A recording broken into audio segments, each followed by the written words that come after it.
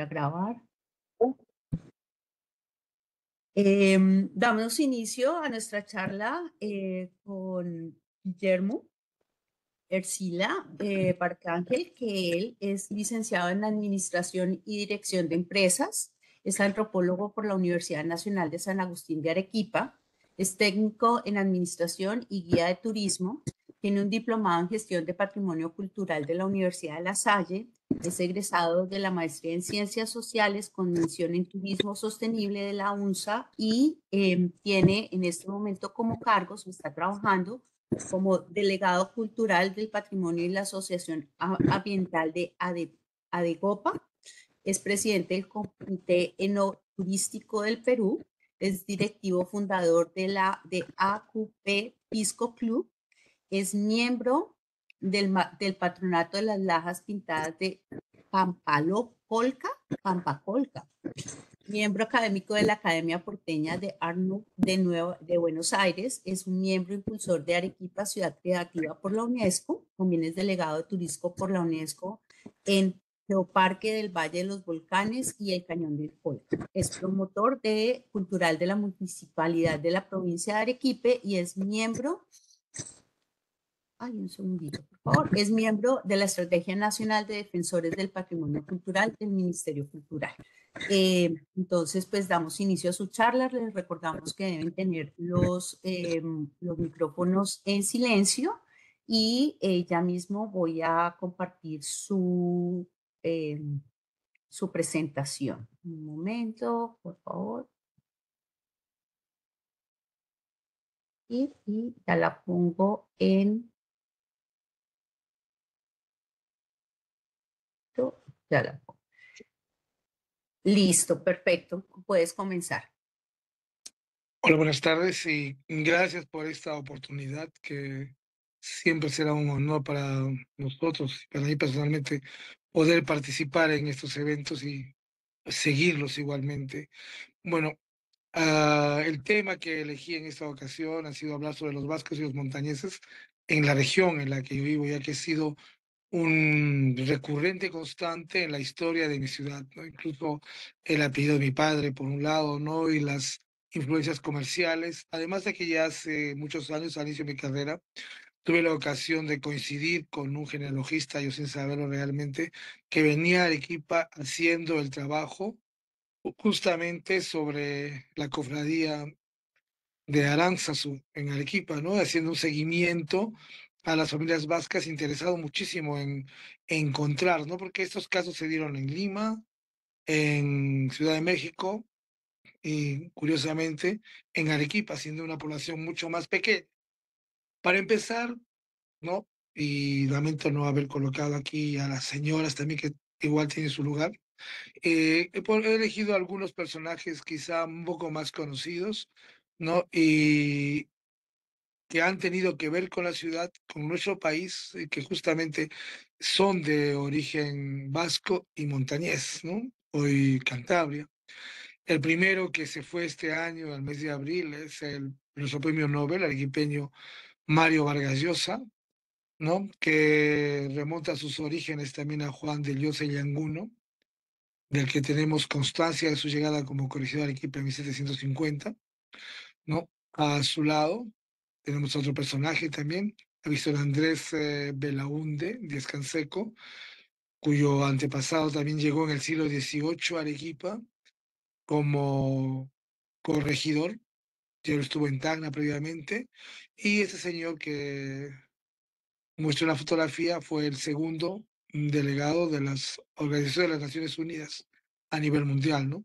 Su sobrino, que está a la derecha, es el presidente Fernando Belaúnde Terry, presidente del Perú en dos ocasiones, ¿no? Y sobrino de este ilustre personaje. Y en la parte de abajo, un retrato pintado muy antiguo también del siglo XVIII, tenemos al vasco arequipeño, a don Juan Domingo de Zamácola y Jáuregui, impulsor de la Sociedad Vascongada de Amigos del País en nuestra ciudad, personaje que se desplazaba desde sus parroquias pequeñas para venir a firmar las actas de nacimiento de los hijos de vascos nacidos en Arequipa.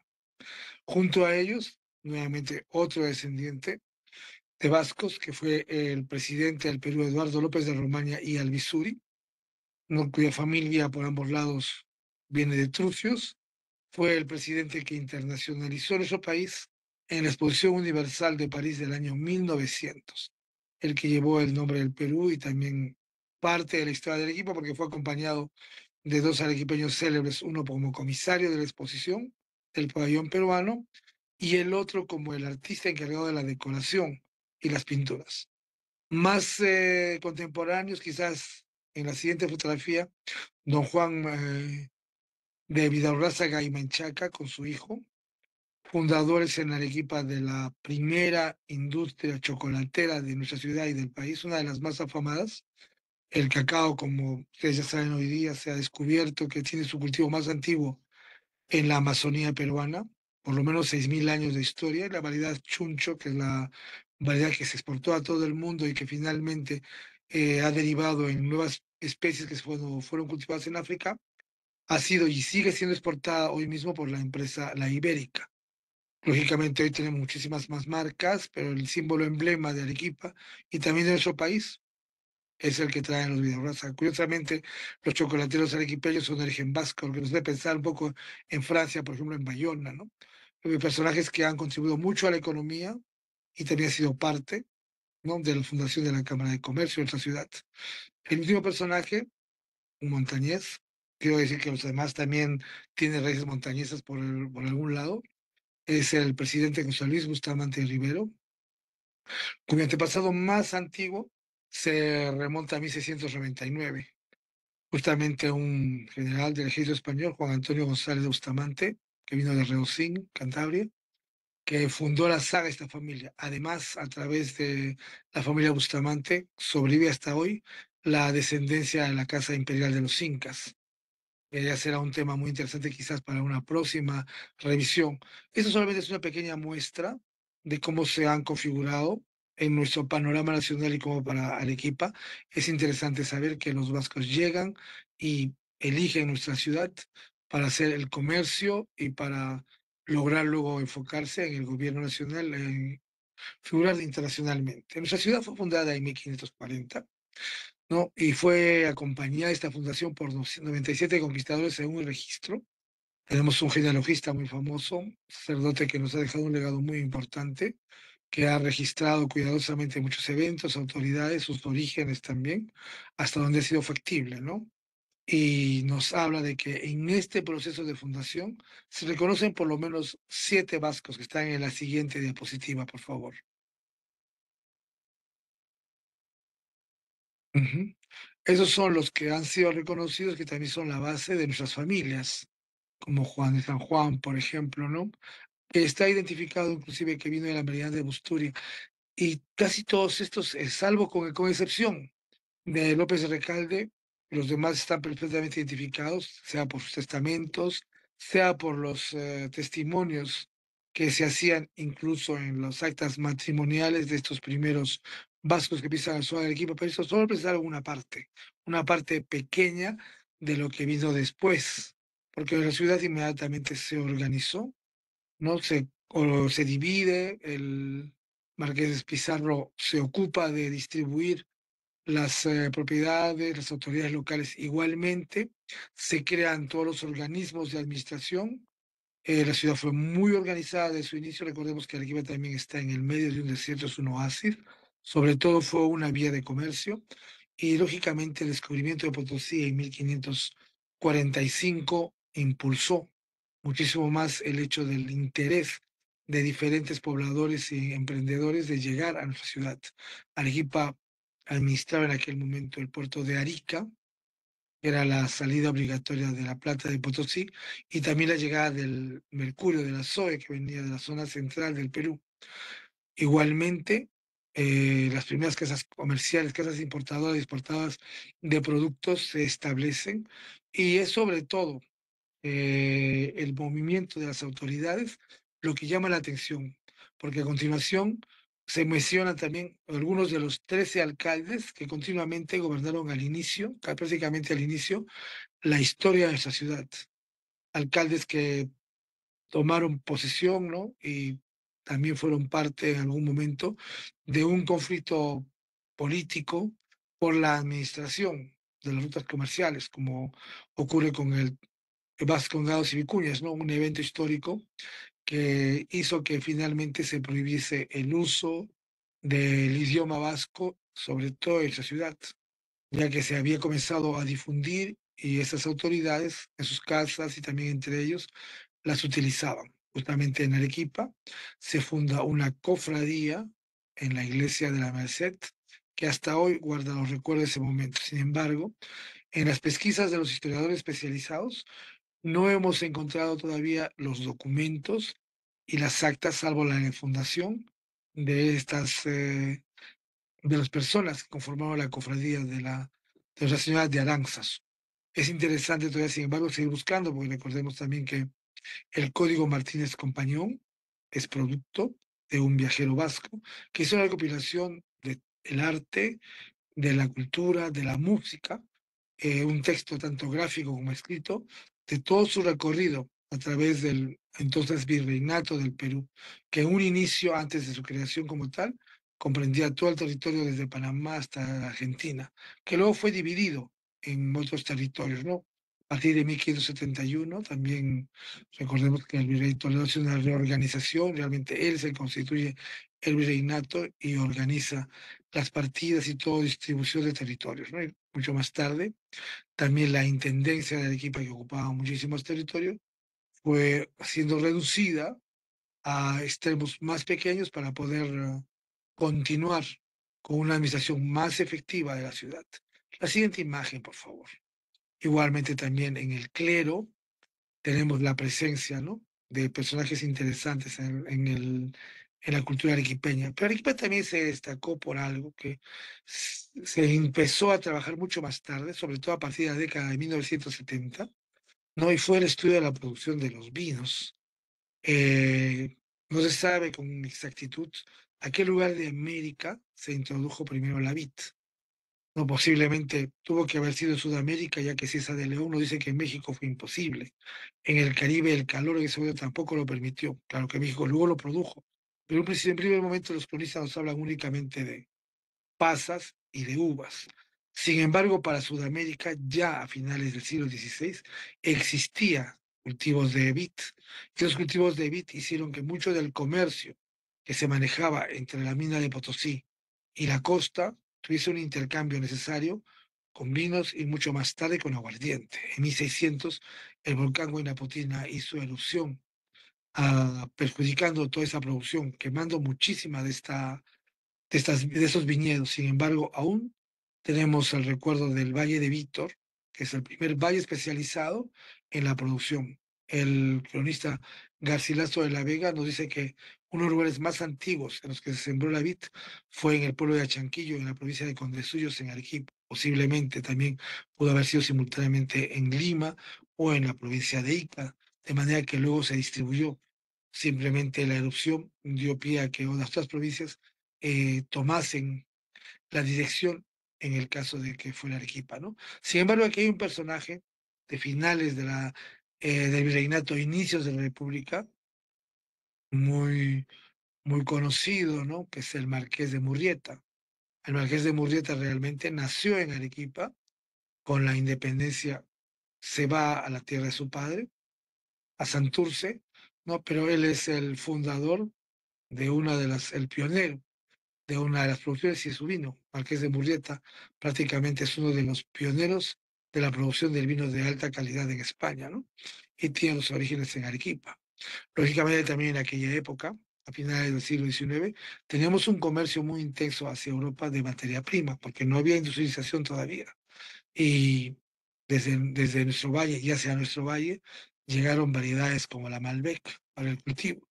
Es interesante porque también este comercio que generó riqueza en muchas familias, ¿no? Casas comerciales, como es la casa Iriberri, de eminente origen vasco, ¿no? También, logró manejar mucho de la economía del sur. Incluso llegó a Arequipa en un momento a ser el motor comercial del sur del país. Vamos a la siguiente, por favor. La siguiente diapositiva.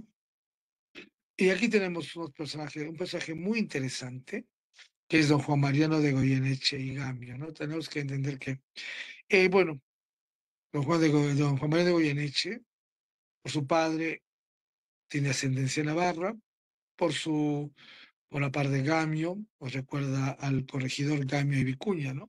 Es curioso, pero la vicuña, que es un símbolo de nuestro país, el animal, ¿no? Coincidentemente, el nombre también es un apellido vasco, que significa colina abajo, ¿no? Esa familia quizás fue una de las más poderosas a nivel comercial y militar del sur, ¿no? Esa familia también ha emparentado y actualmente todavía vive en España y son los principales benefactores de nuestra ciudad.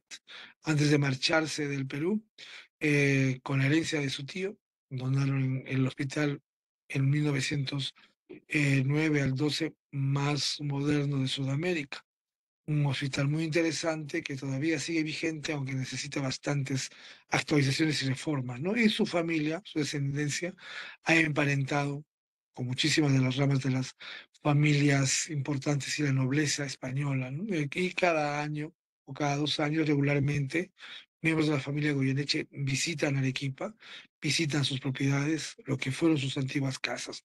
Tenían en el centro casonas, también casas de campo, ¿no?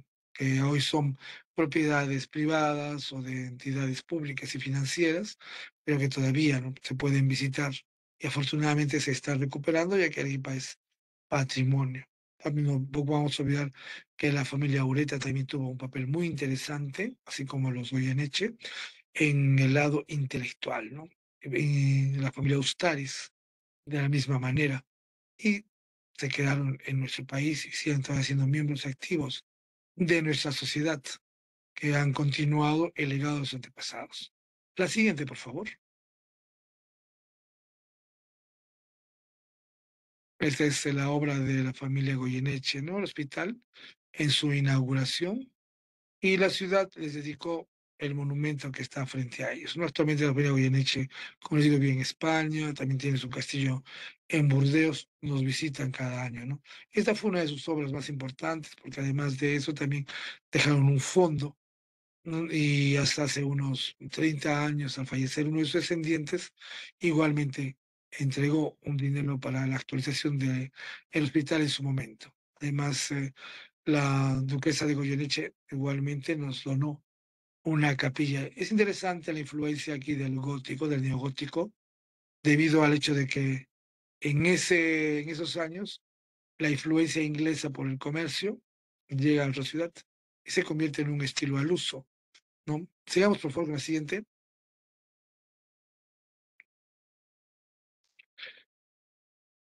Vamos a hablar aquí ahora de la presencia de los montañeses en la ciudad, ¿no? Esta presencia es tardía, como lo dijo uno de sus descendientes al escribir el libro Mis Ascendientes, ¿no? Eh, no fuimos los primeros, no llegamos con los fundadores, pero hemos formado unas familias sólidas e interesantes en la ciudad, ¿no? Solamente se localizan eh, cargos en 15 personas. Son un total de 25 montañeses conocidos durante los años del reinato, que llegan para el comercio, ¿no? Que forman también parte del aparato administrativo de la ciudad, que se dedican a exportar e importar productos de Castilla, que se establecen en diferentes rubros y predios de la economía y de la sociedad arequipeña. Esos montañeses, de los que descienden la familia Cosío y la familia Bustamante, han formado parte fundamental de la historia económica y, con Bustamante, política de Arequipa. La siguiente, por favor.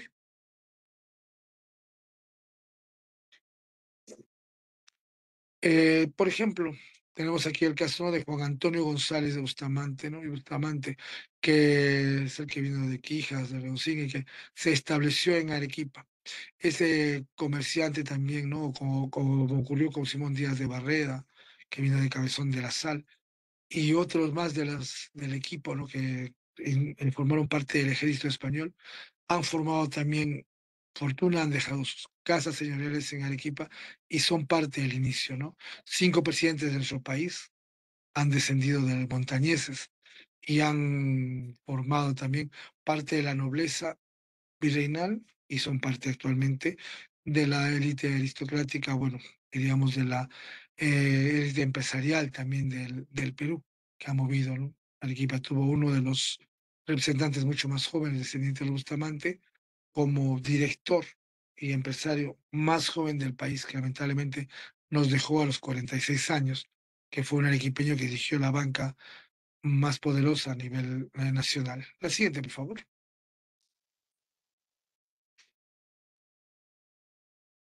También tenemos que hablar, ¿no?, de Isidro Gutiérrez de Cosío. Es interesante, ¿no? Ideas. Esta familia también dio lugar, ¿no?, a la historia muy, muy famosa en Arequipa de la famosa monja Cosío, ¿no? Y también al hecho del parentesco que tenía con otro personaje famoso arequipeño, doña Flora Tristán, mitad francesa, mitad arequipeña, que conoció a su prima la monja Cosío. Estos personajes que han formado parte de la literatura, la monja Cosío, José Gutiérrez Cosío intentó salir del convento, en su momento no pudo hacerlo y creó una estratagema, ¿no? Conseguir un cadáver, quemar su celda, organizar una supuesta muerte para poder fugar y vivir ahí escondida en casa de una tía suya que la apoyó hasta que su tío la denunció. Se piensa que este evento ocurrido más o menos a mediados de 1830 pudo haber inspirado a Alexandro Dumas para escribir La fuga del conde de Montecristo, ya que fue un hecho tan famoso que dio la vuelta al mundo, ¿no? Al haber desafiado a la iglesia y la voluntad de sus padres, la monja Gutiérrez Cosío tuvo que ser juzgada por la iglesia, tuvo que ser juzgada también por eh, el fuero civil, y su caso fue conocido hasta que finalmente con ayuda de un abogado logró ser liberada y pudo salir, ¿no?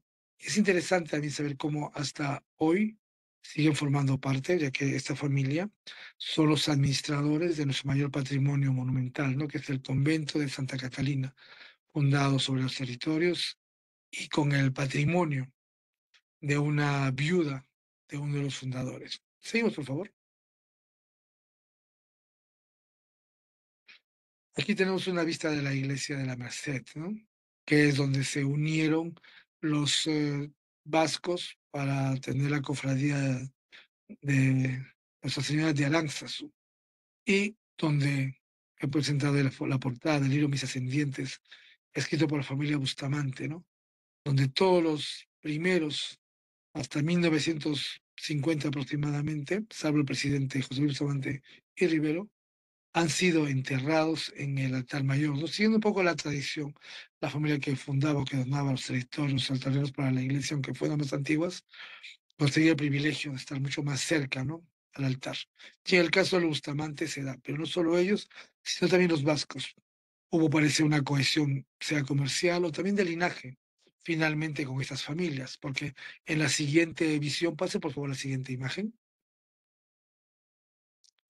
¿no? Tenemos uno de los logros más importantes hecho por uno de los descendientes de la familia, justamente el presidente José Luis Bustamante Rivero, que él lanzó ante las Naciones Unidas la tesis de la potestad de las 200 millas marinas, ¿no? Un principio jurídico actualmente. Y un antepasado suyo, el presidente del Perú, igualmente es referente del derecho peruano, el presidente Díaz Calderón. Es también tío de este presidente que vemos aquí en la imagen, para el derecho peruano, ¿no? Es interesante porque esta tesis es lo que ha defendido hasta ahora nuestra monarquía, nuestra prioridad y nuestro dominio sobre esa extensión de mar en el Pacífico. La siguiente, por favor. Y aquí tenemos dos de los restos más antiguos, dos de las imágenes más antiguas, ¿no?, que están todavía en la iglesia de la Merced. Aunque debido a los problemas en el siglo XVIII con la cofradía de Aranzazu, y los castellanos, los enfrentamientos de castellanos entre vascos y vascongados y vicuñas, se desmontó y no hay rastros más que escritos de tal cofradía. No tenemos la imagen de Nuestra Señora de Aranzazu, quizá fue transformada, fue cambiada en otra. Tenemos aquí los escudos históricos de Vizcaya, ¿no?, y de Guipúzcoa, que están tallados justamente en la nave izquierda, ¿no?, de la iglesia donde se reunían, donde estaba aparentemente esta cofradía, ¿no? Solo encontramos dos, que también entre los descendientes de vascos también había familias descendientes de Álava, pero solo se han tallado esos escudos y se han repetido en las cuatro pechinas.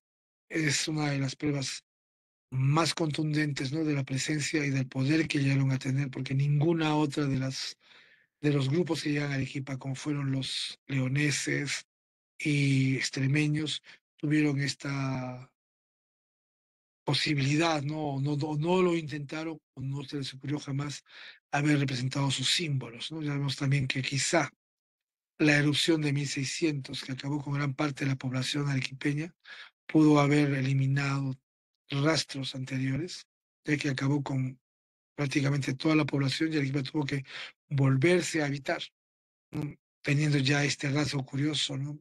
Y muchas veces esta necesidad o este orgullo arequipeño que nos ha hecho conocidos casi siempre como la República Independiente del Perú, ya que la ciudad ha formado dos veces eh, prácticamente de distanciamientos contra el gobierno nacional, ¿no? Primero en 1836 al 39 con la Confederación o Estado Surperuano, donde unida con Puno, con Cusco, con Ayacucho, y Bolivia, el Estado Surperuano, y posteriormente también durante la Guerra del Pacífico, a finales del siglo XIX, Arequipa extendió salvoconductos, ¿no? Y pasaportes. Igualmente, en 1929, Arequipa volvió a extender salvoconductos para poder salir del país, ¿no? Y pasaportes. Es interesante porque esto es parte de la identidad arequipeña, además de que también en la gastronomía, quizá tenemos algún rasgo interesante, ¿no?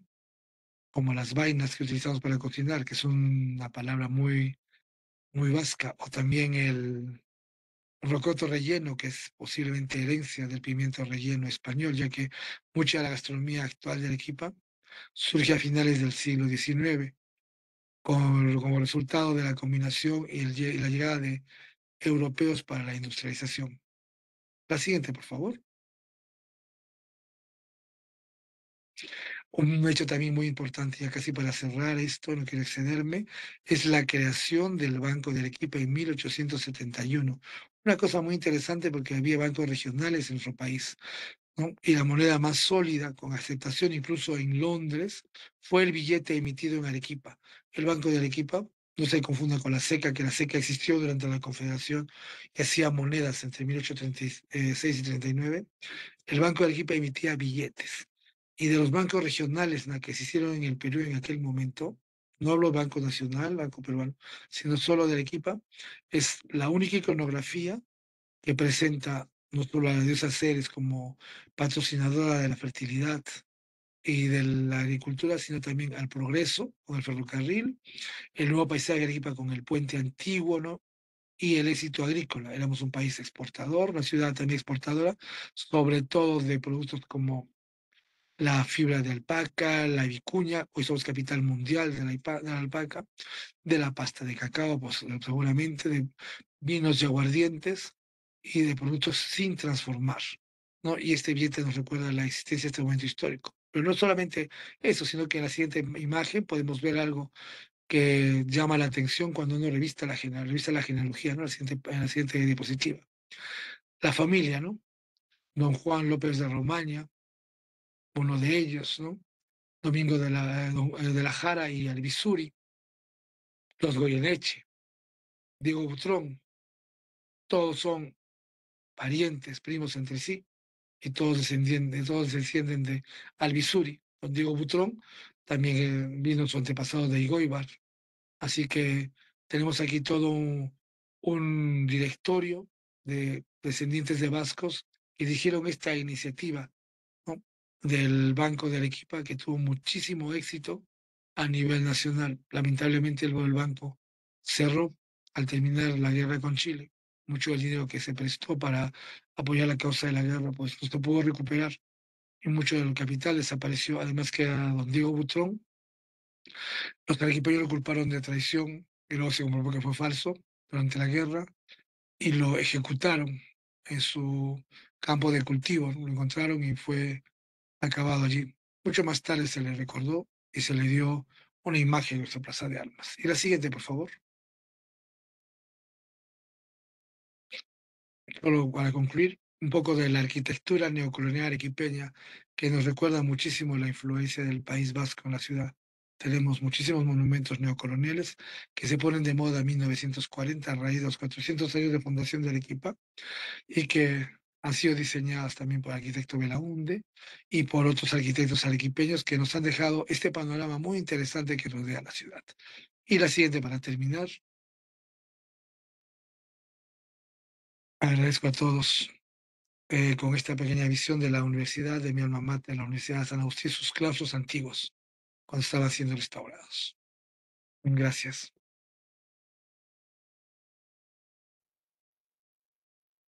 Muchísimas gracias por tu presentación. Me parece que las fotos que nos compartiste fueron absolutamente maravillosas, hermosas, como que te muestran la belleza y como el legado que tuvieron en la arquitectura española de los vascos en Arequipa. Muy interesante y hermosas, las fotos hermosas.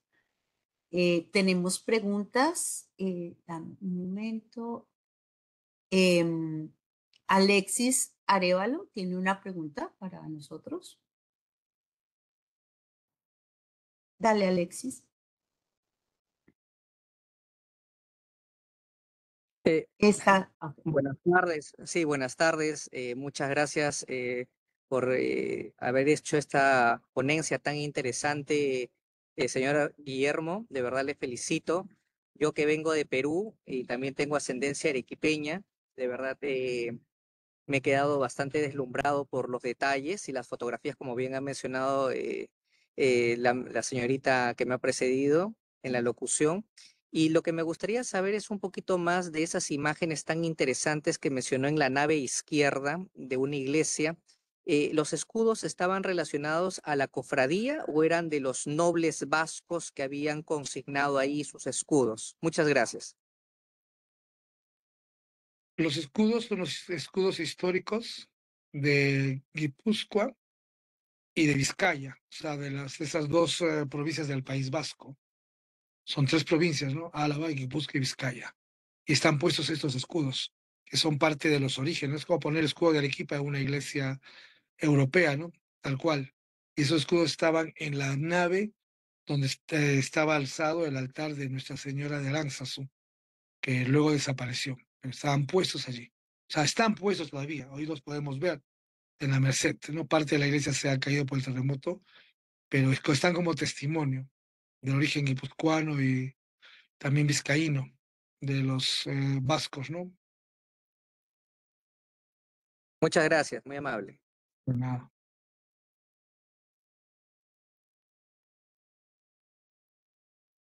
Preguntas, pues nos queda por agradecerte la maravillosa charla que nos has dado. Te agradecemos por participar en el encuentro y pues nos damos un descansito de un ratico, ¿cierto, Iván? Muchas gracias a ustedes.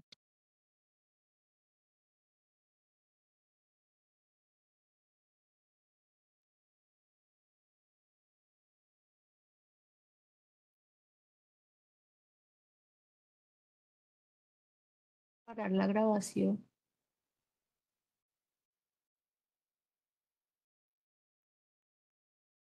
Iván, no puedo pagar la